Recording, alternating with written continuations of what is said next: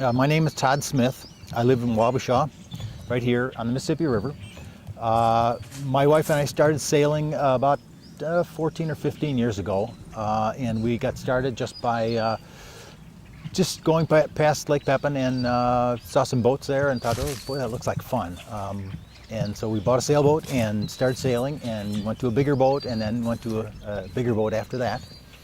And that third boat that we have is the one that I took down the Mississippi River, down to the Ohio River, up the Ohio River and up the Cumberland River and down the Tennessee River and the Tombigbee River and the Black Warrior and the Mobile River down to Mobile Bay on the Gulf of Mexico, and around the Gulf down to the Florida Keys, back up the Atlantic seaboard to Chesapeake Bay, and eventually New York City, up the Hudson River and the Erie Canal to the Great Lakes, across the Great Lakes into the across the Lake Ontario into the Trent Severn Waterway, into Lake Superior, or Lake Huron, and then Lake Superior, and then back to the St. Croix River, and came back down to Wabasha from the north.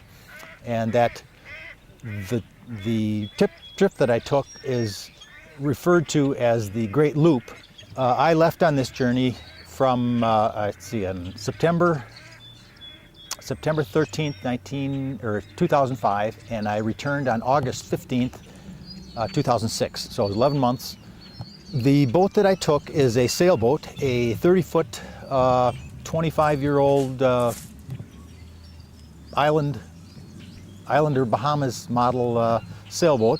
It has a sleeping capacity. It has a little galley and it has a head, and so it's sufficient for me. Although by most people's standards, I think I would have been living pretty Spartanly on that boat. I saw many people that were going along the same route, and they were in much better accommodations than I was, as far as larger, much more boats. They just had a lot more on theirs.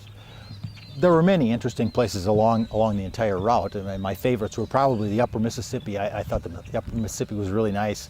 The Erie Canal was very nice. Trent Severn Waterway was probably my favorite. And that's a little 250 mile section that you have to go through 44 different locks to get up to the high point and then back down to the low point. It goes between Lake Ontario, the Bay of Quinte on Lake Ontario, to Georgian Bay on Lake Huron.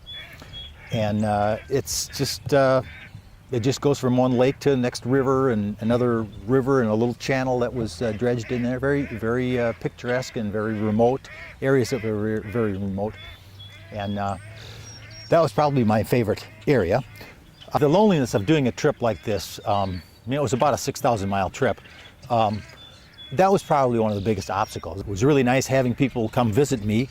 That was always a nice reprieve from just spending day after day after day traveling. I would be traveling during the day, by myself on my boat, but I would be traveling with another boat, traveling the same route basically at the same time.